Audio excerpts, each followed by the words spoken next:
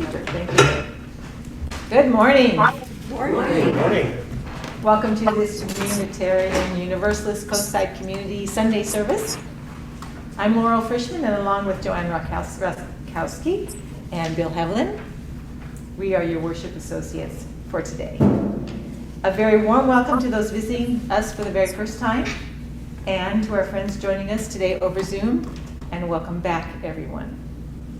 However you describe yourself, whatever your abilities, your inspirations, your age, whomever you love, whichever paths you have traveled so far, you are most welcome here. For each of you present again a hopeful miracle in the world, in our midst, maybe for the second or maybe the 700th time. Welcome.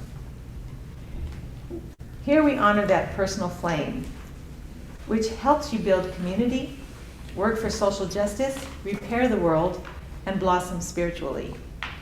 And after all, what good is being part of a religious community if it does not offer hope, especially in this world of hurt? Today we warmly welcome back Esther Wallace of the UUCC to the UUCC pulpit with a sermon entitled An Olive Branch for an Aching World. At a time of deep social and multi-religious divisions, where peace and unity seem impossible or far-fetched, Esther will invite us to consider ways we might learn to cherish each other and explore how we can create lasting, pluralistic communities. And now Esther has some opening words for us.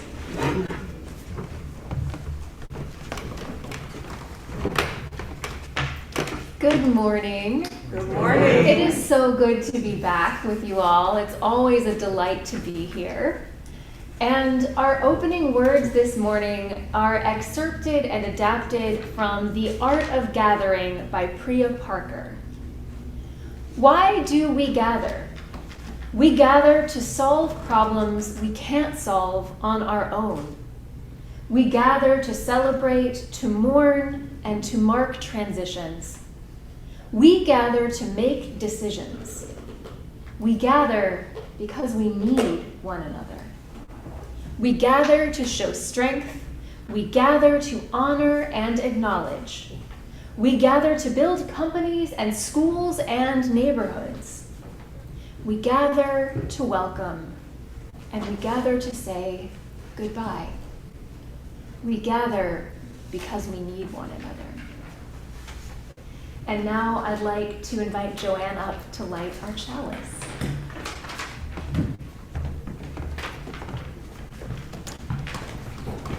First of all, thank you for your tolerance with this change in venue. Thanks to Noreen for making it a little easier for me. This chalice lighting is a ritual that unites us as Unitarian Universalists. Unfortunately, due to fire regulations, this chalice is battery operated, so good luck if you can actually see it once it's lit. That said, the ritual is important. The words are especially important. And today they come from the UUA Leadership Council entitled A Vision for Unitarian Universalism in a Multicultural World. And as soon as I light this chalice, if you pretend you can see it, please join me in saying these words aloud. With humility and courage born of our history, we are called as Unitarian Universalists to build the beloved community where all souls are welcome as blessings, and the human family is whole and reconciled. With this vision in our hearts and minds, we light our chalice. And now Tom will lead us in our opening hymn.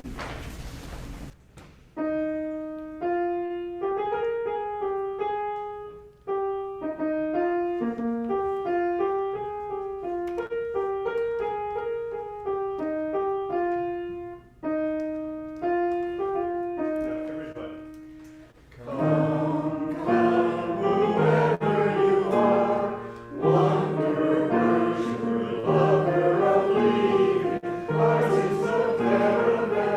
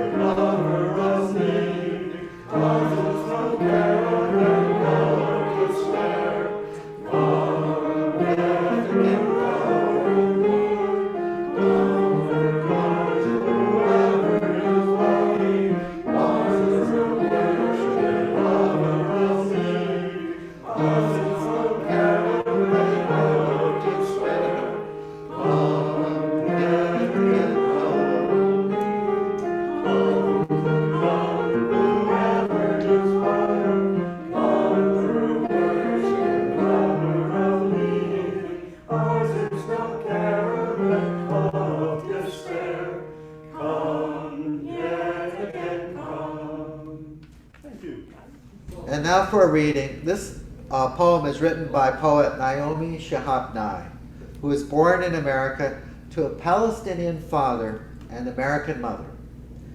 She lived in Ramallah on the West Bank during high school. Her 2002 collection of poems about the Middle East, 19 Varieties of Gazelle, was a finalist for the National Book Award. This poem, Jerusalem, is dated October 13, 2023. To a region saturated by so much history and besotted by honor, retribution, and revenge, Nye offers this future-oriented rejoinder.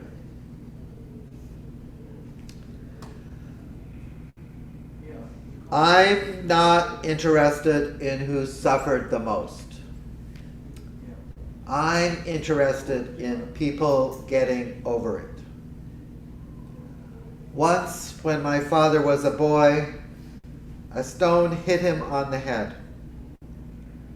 Hair would never grow there.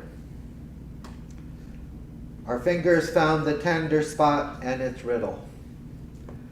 The boy who has fallen stands up.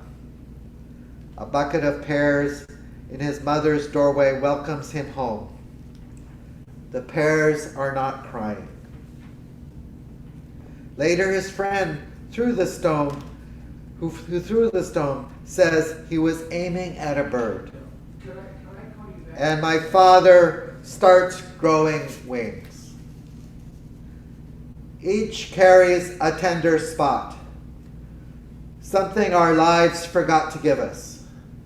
A man builds a house and says, I am a native now. A woman speaks to a tree in place of her son, and olives come. A child's poem says, I don't like wars. They end up with monuments. He's painting a bird with wings wide enough to cover 2 roofs at once. Why are we so monumentally slow? Soldiers stock a pharmacy, big guns, little pills. If you tilt your head just slightly, it's ridiculous. There's a place in my brain where hate won't grow. I touch its riddle, wind and seeds. Something pokes us as we sleep. It's late, but everything comes next.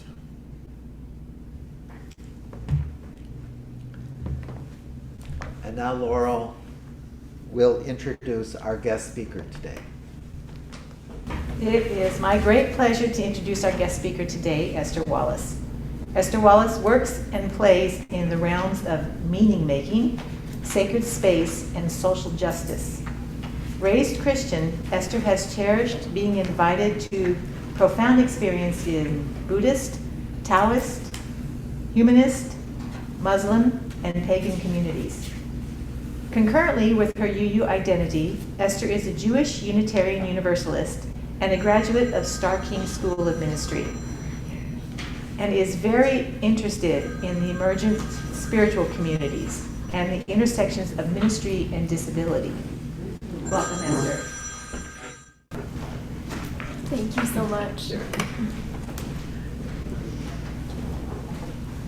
The morning began in much the same way as any other morning.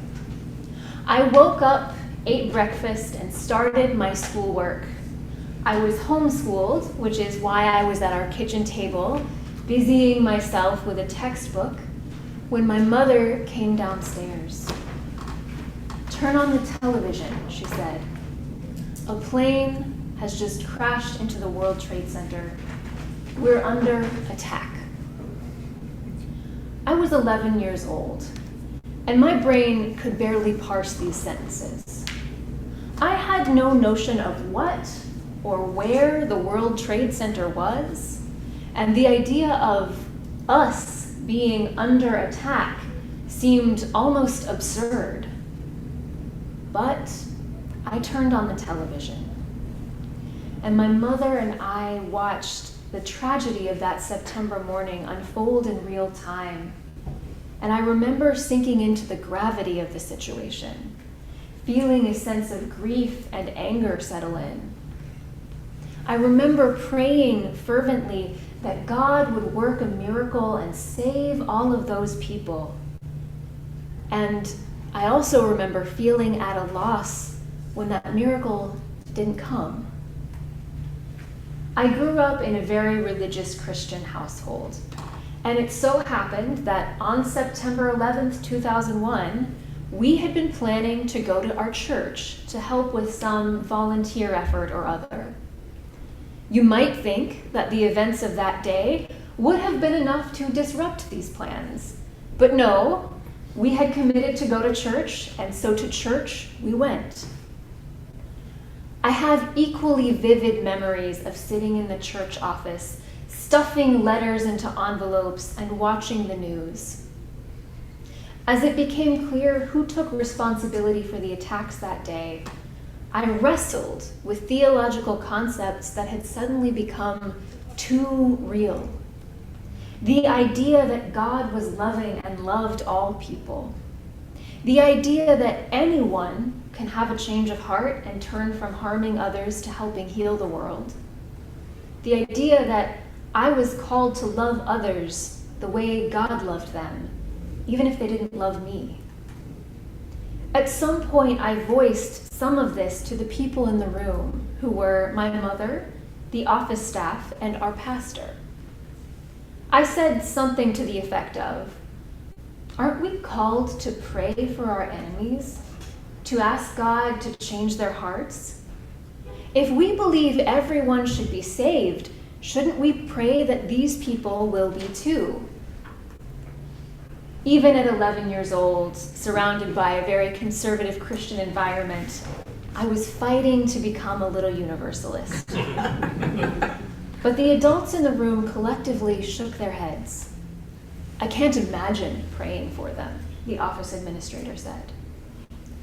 "They hate us, Esther," my mother chided me. "They hate everything about us. We don't need to pray for them. They need to pay for what they've done." Our pastor was silent. There was a lot in those comments. A theology of revenge, strategically deployed uses of us and them, a refusal to even hope for someone else having a change of heart. But more than anything, I remember the feeling of a door or window being shut, a possibility being snuffed out. The feeling that I was expected to accept there was an us and a them, and that we were right in doing whatever it was we needed to do to, quote, make them pay. I remember a hardening of my young heart, a tentative acceptance that the faithful response to violence was to meet it with more violence. Now, fast forward 14 years, and let me set the scene again. This time I'm 25, and I'm a member of the Unitarian Universalist Fellowship of Gainesville, Florida. I'm with a Muslim UU friend, Dr. Zohara Simmons, and a friend of hers from the local United Church of Christ. We're in Zohara's car, traveling to the home of one of her local Muslim friends. It's Ramadan, and we have been invited to iftar, the meal after sunset during the month of Ramadan, the meal where the day's fast is broken. We arrive at the friend's house and are warmly welcomed. When it's time to break fast, we're invited to do so by eating a sweet date together. And then we feast, and oh, the feast was glorious. There are many folks present, Muslims, Christians, UUs, Buddhists, Jews, and many more. And after dinner, the family invites us to their time of prayer. They explain to us that it would be their delight to show us how they pray and to take time to orient us to the importance of their prayer.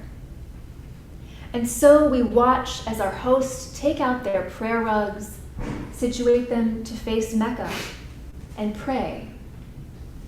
And even though many of us aren't praying in the exact way they do, we are somehow still holding that space.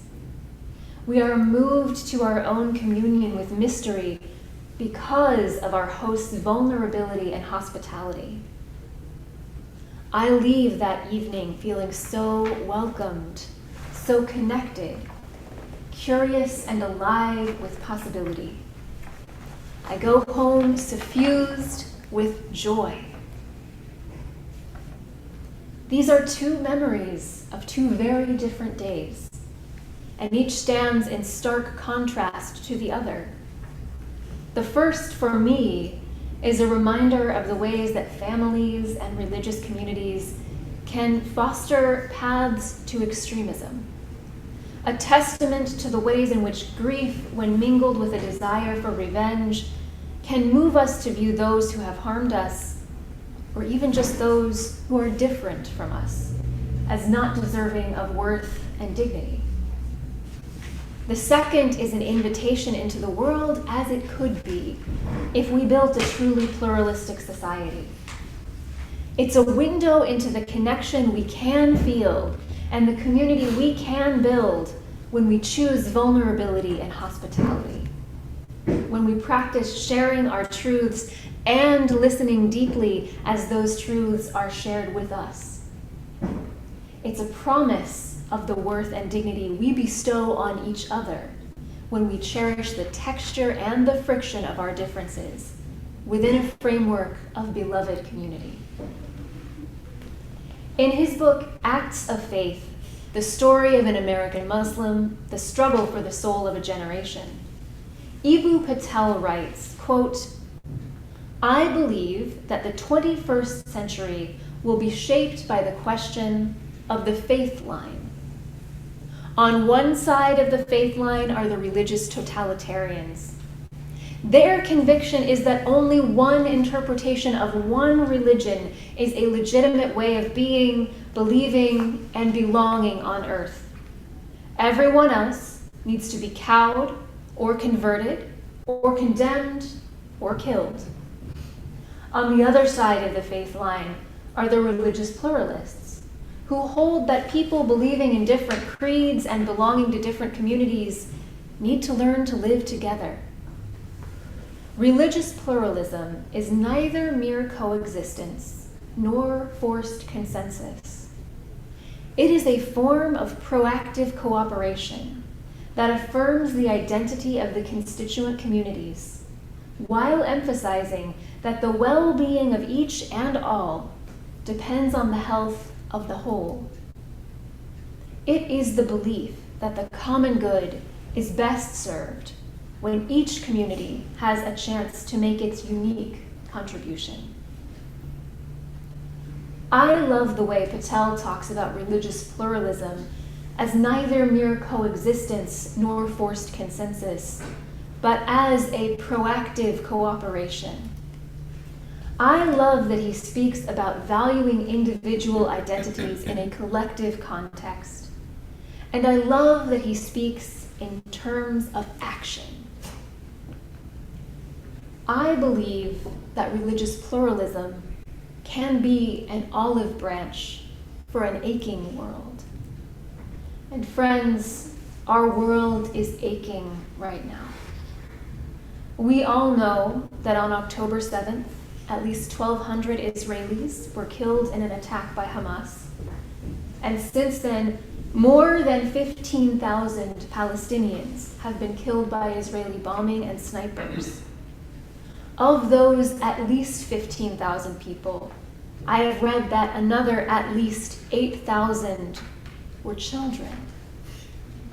The scale of the loss of life and loss of infrastructure in Gaza alone is unimaginable. And I don't mean to oversimplify a decades-long struggle rooted in histories of colonialism and collective trauma into a purely religious conflict. But I do believe that religion and religious totalitarianism is playing a role in this war.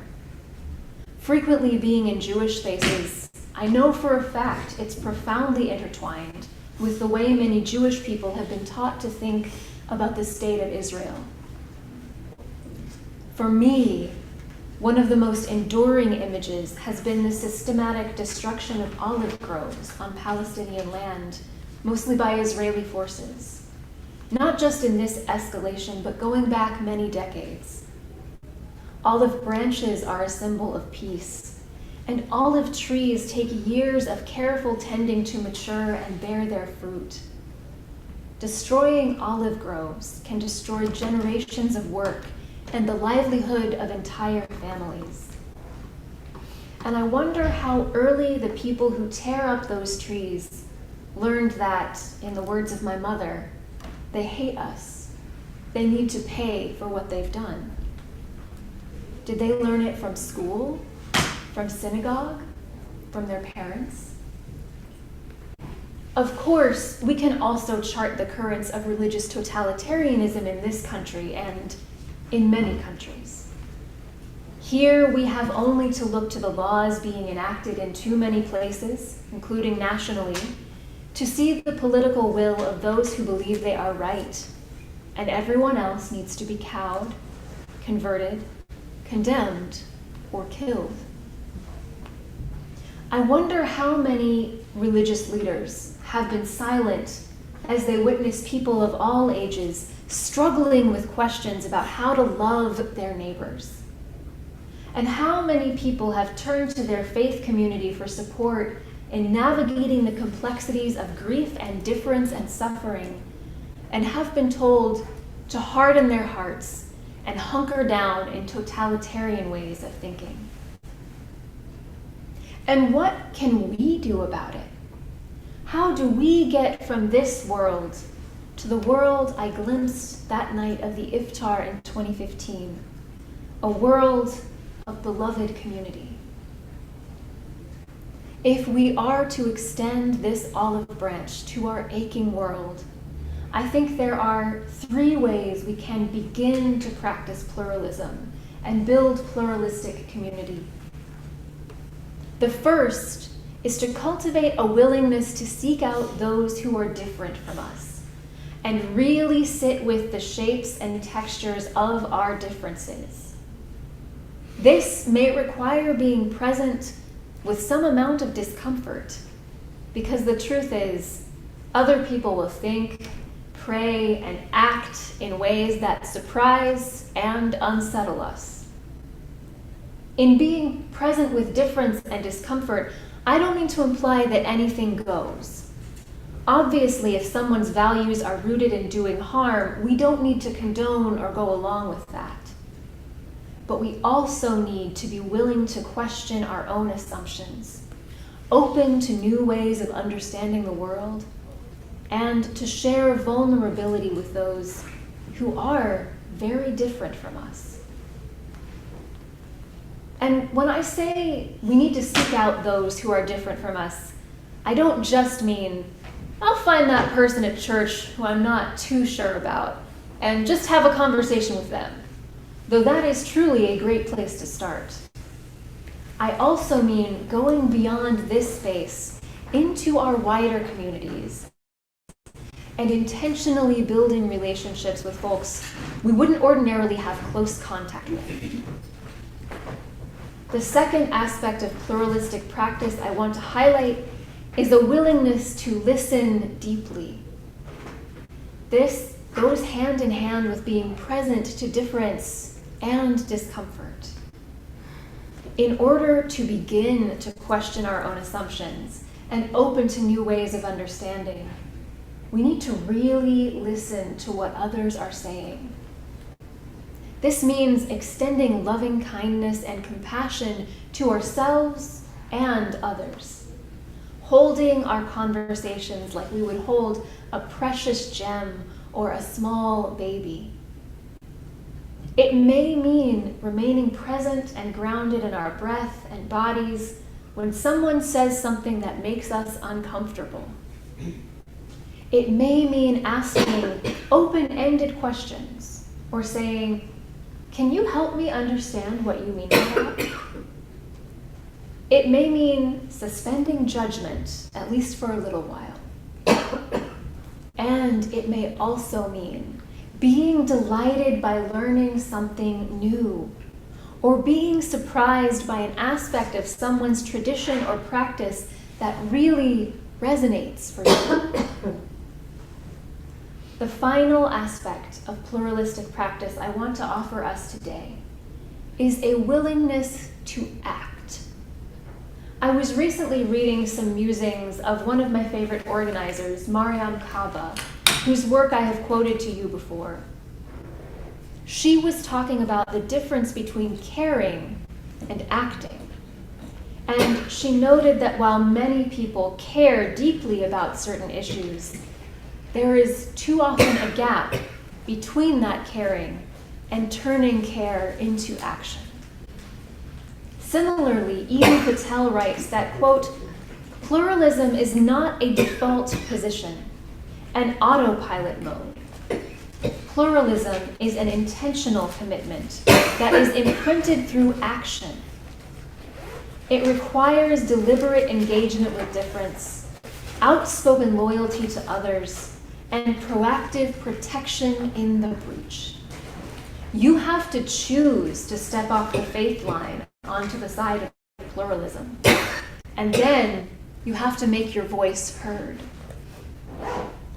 It is wonderful that we care enough to be here now in this space that aspires to pluralism. It's wonderful that we've acted on that care by being here. And we also need to demonstrate our care through action in our communities. We need to learn about the issues affecting our neighbors and people who aren't our neighbors and show up with them in the struggle. We need to raise our voices in support of pluralistic values because the other side certainly is raising theirs. In local government and town halls and telephone calls to elected officials. We need to break bread together and show each other how we pray. May we break down the binaries of us and them and embrace complexity. May we commit to growing multicultural, multi-religious communities that hold difference as a key to building common good. May we extend olive branches to our aching world. Amen. Selah, blessed be. May it be so. May we be peacemakers.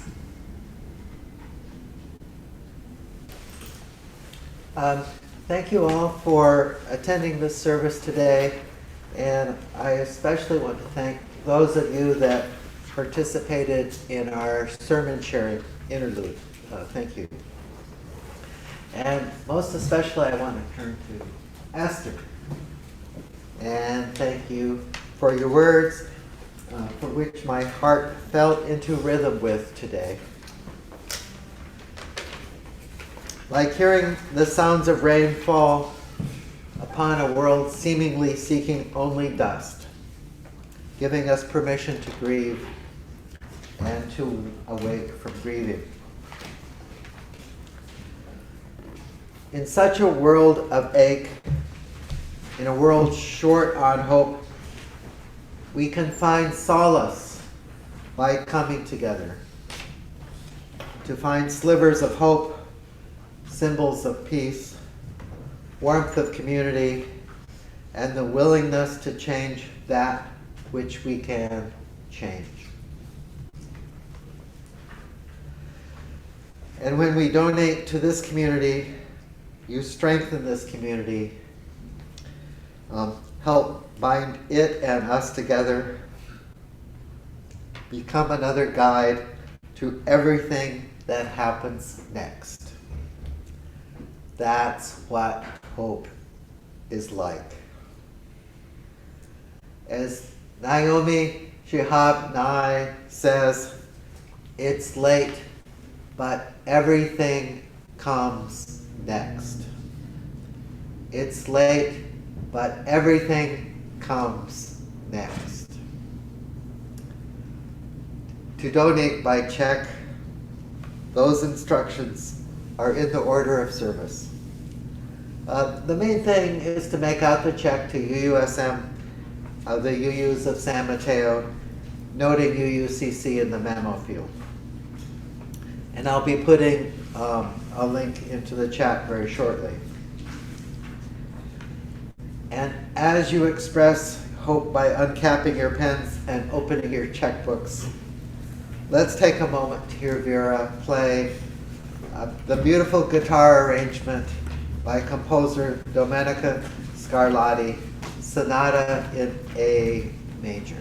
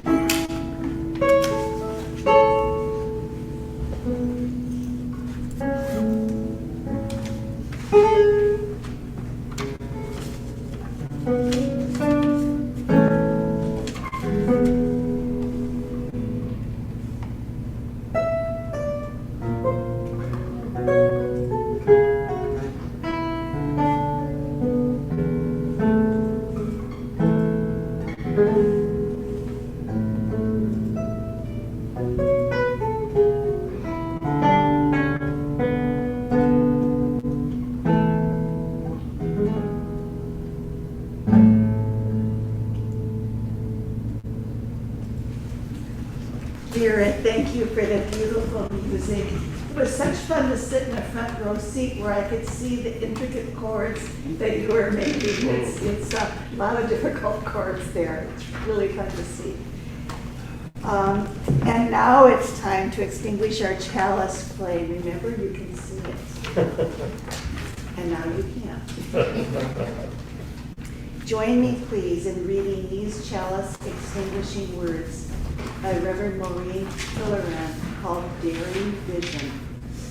We extinguish the chalice flame daring to carry forward the vision of this free faith, that freedom, reason, and justice will one day prevail in this nation and across the earth. 1, 2, 3.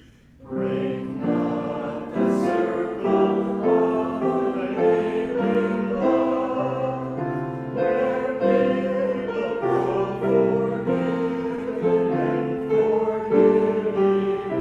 Break not that circle, make it wider still, till it includes embrace all eternity.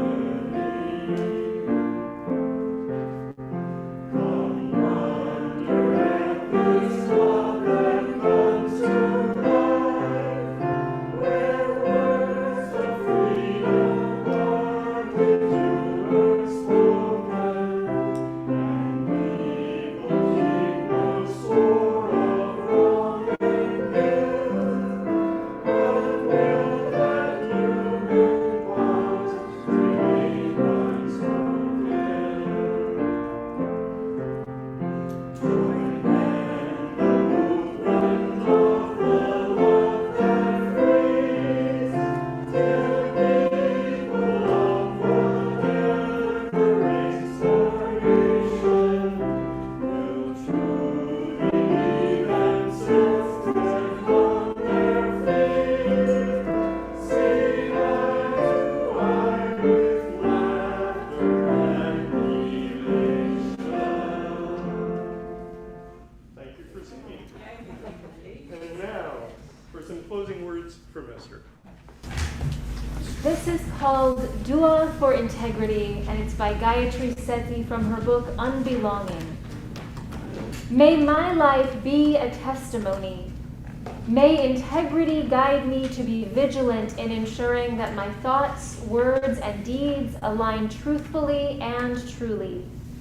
May I think liberating thoughts, feel freeing feelings, and work actively to ensure collective well-being. May the values and beliefs from my heritage guide me to soulful authenticity. May my life be a testimony. May it be so.